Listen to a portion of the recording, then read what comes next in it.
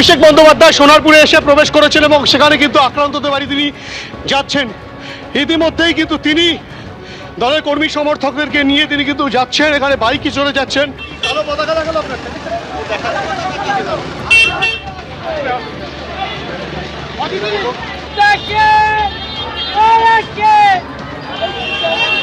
দেখো, এই দেখতে পাচ্ছ অভিষেক বন্দ্যোপাধ্যায়ের সঙ্গে তারা কিন্তু এই যে ঢুকছেন এবং অভিষেক বন্দ্যোপাধ্যায় বাইকে করে ঢোকার সঙ্গে সঙ্গে এখানে কিন্তু তার গাড়ি একেবারে ঘিরে ফেলা হয় এবং অভিষেক বন্দ্যোপাধ্যায়কে বের করার চেষ্টা করা হচ্ছে।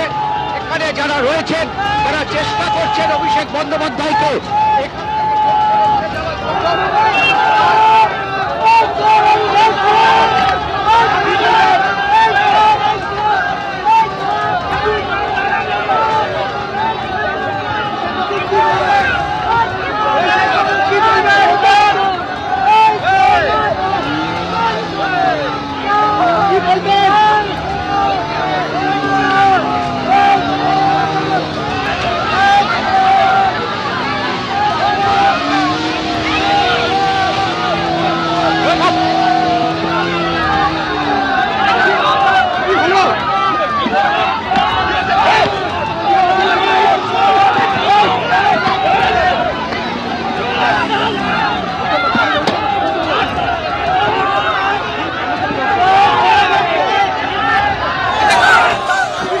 জন্য।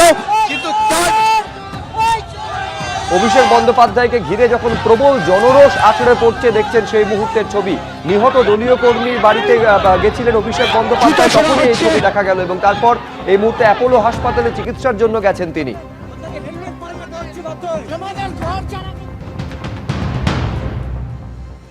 All BJP sponsored. अब देखिए क्या हाल किया गया है। यह है इनका लोकतंत्र का नमूना। एक महीना हुआ नहीं। भाई तुम लोग तो please sir, you are on the way to meet the post poll victims. अब देखिए पुलिस कहीं नहीं है। যা অত্যাচার তৃণমূল কংগ্রেস করেছে আমাদের কর্মীদের সঙ্গে, আমাদের মহিলাদের সঙ্গে, আমরা সংযত আছে বলে ছিলাম বলেই আজকে তৃণমূল কংগ্রেস অক্ষত আছে। মায়ের সামনে ছেলে ভাত খাচ্ছে, তাকে গুলি করে খুন, মহিলাদের মাথা ন্যাড়া করে তাদের দিয়ে থুতু চাটানো, নৈহাটিতে পুরুষকে সম্পূর্ণ বিজেপি করার অপরাধে উলঙ্গ করে তাকে থুতু ফেলে চাটানো, বিজেপির হয়ে নির্বাচনে প্রতিদ্বন্দ্বিতা করার অপরাধে 5 লক্ষ টাকা জরিমানা দিয়ে বিধায়ক মানে পদপ্রার্থীকে তাকে বাড়ি ঢোকানো, অত্যাচার কিছু বাদ রেখেছে। তারপরে যে তৃণমূল কংগ্রেসের এই বিধায়ক আর মন্ত্রীগুলো অক্ষত আছে না, এটাই হচ্ছে বিজেপির কারণে আছে। আমাদের জায়গায় অন্য কেউ থাকলে, যদি তৃণমূল থাকতো, আজকের ক্ষমতায় আসতো, আজকে এখানে আমি দাঁড়িয়ে থাকতাম না, আমার 500 কর্মী খুন হয়ে যেত। আর যদি কংগ্রেস বা সিপিআইএম হতো, তাহলে আজকে যিনি বলেছেন বিবৃতি দেওয়ার অবস্থায় থাকতেন না, অনেক আগেই লিঞ্চিং এর শিকার হয়ে যেত। ডায়মন্ড মডেল প্রচার করতে এলেন না কেন? ফলতায় যে নির্বাচন হলো, প্রচার নেই কেন? কোথায় ডিজে, কোথায় রবীন্দ্রসঙ্গীত? এসব আর রাজনীতিতে চলবে না।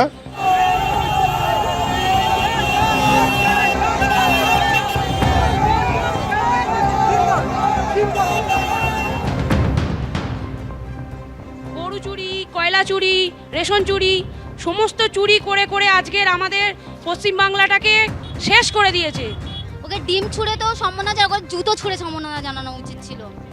আজকের আরজি কলের ঘটনা তো হয়েছে, তার আগে যাদবপুর ইউনিভার্সিটিতে কি হয়েছিল ছেলেটার সাথে? কারণ তখন দিদি ছিল, দিদির রাজত্ব ছিল, কথা বললেই মারপিট, খুন, রেপ। কেন? ভোট হয়ে যাওয়ার পরও আমাদের পাড়াতে 10 বছরের বাচ্চা রেপ হয়েছে কেন? কিসের জন্য হয়েছে? ভোট হয়ে যাওয়ার পরে কেন রেপ হয়েছে? কিসের জন্য? আমাদের এটাই জিজ্ঞাসা করার ছিল যে আজকে এই গ্রামে, এই সোনারপুর এলাকাতে যে এসছে অভিষেক ব্যানার্জি, সে তৃণমূলের নেতার বাড়িতে সান্ত্বনা দিতে এসছেন। অভয়ার মার বাড়িতে কতবার গেছেন? টোটো চালক আছে, অটো চালক আছে, তাদের উপর অত্যাচার হতো। এই কারণে ওনাদের যতবার মিটিং মিছিল হতো প্রত্যেককে যেতে হবে। মিটিং মিছিলে না গেলে তাদেরকে 1 সপ্তাহ করে দোকান বন্ধ, তাদেরকে বসিয়ে। এবিপি আনন্দ, এগিয়ে থাকে, এগিয়ে রাখে।